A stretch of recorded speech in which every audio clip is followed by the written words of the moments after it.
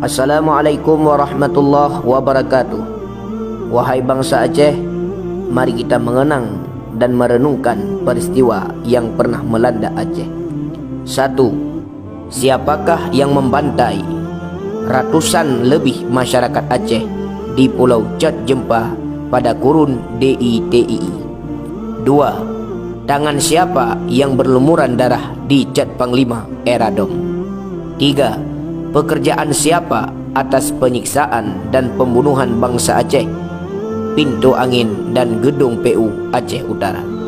4. Atas usaha siapa penyiksaan manusia Islam di Rumah Aceh? 5.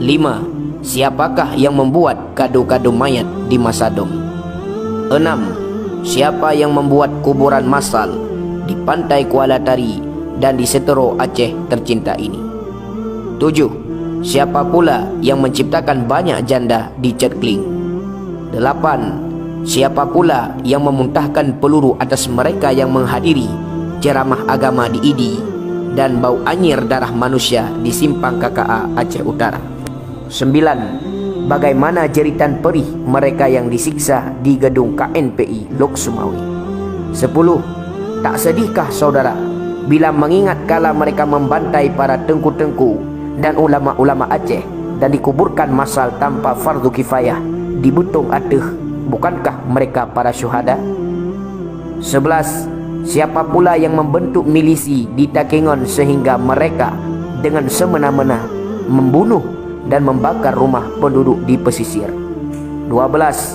Siapa pula yang membumi hanguskan kedai-kedai dan rumah penduduk di seluruh Aceh?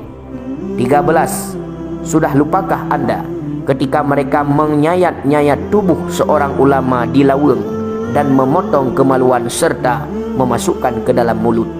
Bahkan ada juga wanita yang disetrum pada payudara dan kemaluannya. Giginya dicabut dengan tang, ditembak dalam sumur. Pria yang dibakar kemaluannya lalu disiksa dengan kabel dan gagang cangkul. Disalib dan ditembak, diseret pakai tali lalu didor. Dipaksa bersenggama sesama tahanan, tidak boleh menutup aurat saat salat. Ada juga yang ditembak di atas pentas lalu dipertontonkan, dikubur separuh badan lalu ditembak.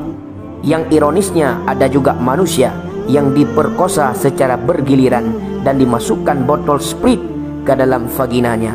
Rumah dibakar, harta dijarah. Itulah antara lain berbagai cara penyiksaan yang dilakukan militer dan Polri Komunis Indonesia terhadap rakyat Aceh, sehingga para korban kini masih mengalami trauma berat. Na'udzubillah summa na'udzubillah. Tangisan jeritan bangsa Aceh jangan dengan mudah mengatakan lupakan masa lalu. Sekian dan terima kasih.